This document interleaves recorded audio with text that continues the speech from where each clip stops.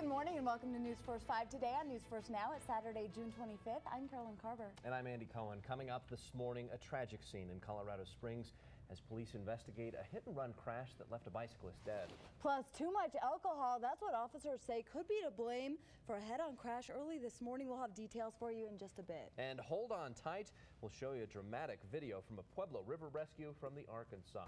But first, we want to get a quick check of your wake-up forecast. Meteorologist Brad Souders in with us this morning. Good morning, Brad. Brad, thanks. Topping our news overnight, Colorado Springs police were called out to 2 bad car accidents early this morning. One of them left a bicyclist dead. This is the scene of the first crash. And around 12:30 this morning, officers were called to a head-on collision on Platte and Academy. We're told the driver of one car, 54-year-old Stephen Hill, was driving the wrong way on Platte. He eventually struck the front end of another car that was heading east. Both Hill and the other driver were rushed to Memorial Hospital. Hill remains in critical condition at this hour. He's charged with driving under the influence of alcohol. The other driver has been released from the hospital. The investigation is ongoing. Well, now to a dramatic rescue in Pueblo and video of 2 children struggling to stay afloat in the fast-moving Arkansas River. News First 5's Adam Atchison has more. And that was Adam Atchison reporting. The Larimer County Sheriff's Office says a Kansas man drowned while rafting on the Cashlaputa River in northern Colorado. He was one of 4 rafters who were tossed from the boat on Thursday. The others were all rescued. And water recreation experts say that if you are going to go whitewater rafting, be sure that you are aware of the classifications of the fast-moving water. Take all the appropriate gear with you and go with an experienced guide. If you are going alone, let your family or friends know where you are and how long you're expected to be there. 7:05 now to a News First 5 exclusive this morning. We're hearing for the first time from a Colorado Springs pastor accused of stealing money from the Grace and St. Stephen's Episcopal Church. Now he's turning the former nightclub called Sin into his new church. A bear who paid a visit to a Colorado Springs neighborhood last night was caught on camera. He was spotted on Collier Drive and eventually headed towards Palmer Park. This video was sent in to us. The Department of Wildlife says that the bear is probably about 2 to 3 years old and lives near the park. It wasn't captured. Oh, it's cute though. Yeah, still to come. A look at your weekend forecast with temperatures coming up in the triple digits in Pueblo. Brad's got your forecast. That was great. Plus, with all that heat, the Humane Society has an important warning for all you dog owners. Thanks, Brad.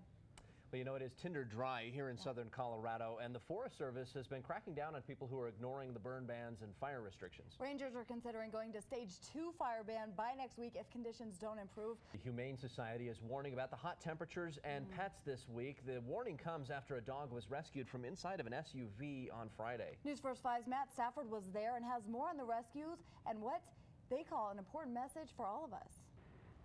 By the way, if you see a dog in trouble, you can call the Humane Society to report it. That phone number 473-1741, or just call the police. So glad the dogs are safe. Yeah, you bet. Well, coming up, same-sex weddings now legal in New York. We're going to take you to Albany for our national report after the break. But first, let's take a live look outside this beautiful Saturday morning. Welcome back. Topping the news around the nation, gay marriage is now legal in New York State. Yeah, in a late evening session and after deliberation that lasted for several weeks, the New York State Senate passed the bill.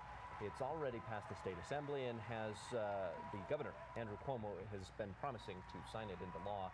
This will make New York the 6th and largest state in the United States to legalize same-sex marriage. If you're tightening your belt to pay for gas, you're going to like this. Gas prices are falling fast. They've dropped 38 cents since reaching a near record high in May. The national average now stands at $3.60 a gallon for regular unleaded.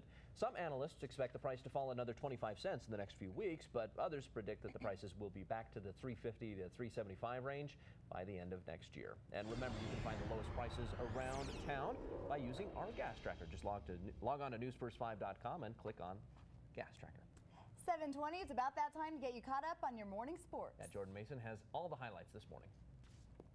Finally seeing some Rockies wins. Yes, we love above it. 500. Good. So good to see. Good. Well, checking the time now, 7:22. Let's take a live look outside at your roadways this morning. I-25 in Northgate. Oh, a lot of folks on the road. Yeah, it's been pretty quiet out there. I want to say thanks to everyone watching this morning at El Camino, Sunset Park, Cimarron Hills, Kings Deer, Palmer Lake, and Nob Hill. We hope your Saturday is off to a great start. We'll see you in just a few minutes.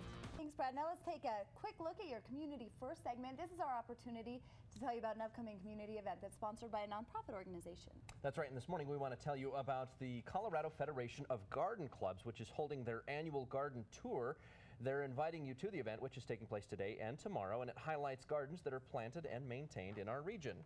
And the event starts this morning at 9 and runs through 3. Tickets are available at several garden centers in the Springs, including Good Earth Garden Center and Spencer's Garden Center. All the money raised for the event will go towards scholarships and garden projects, and you'll find the address on the tickets you purchase. All right, if you'd like to be a part of our Community First segment, you must be a nonprofit organization. Just send us an email to communityfirst@koaa.com. We will get you all set up. Well, another half hour of news is coming up after the break. Including new details on a possible suicide trend.